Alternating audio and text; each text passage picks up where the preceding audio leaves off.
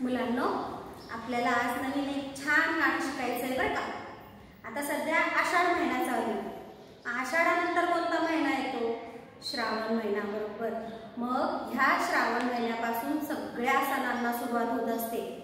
श्रावणातला जो पहिला सण असतो तो कोणता आहे? नागपंचमी। मग ह्या नागपंचमीचंच आपण छान गाणं शिकणार आहोत। नागपंचमीला आपण काय करतो रे?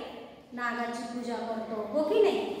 तसंच मुली बायका छान झोके खेळतात। मग बघू बरं आपण हे गाणं, ते गाणं तुम्ही छान ऐकायचे आणि पाठ करायचे। श्रावण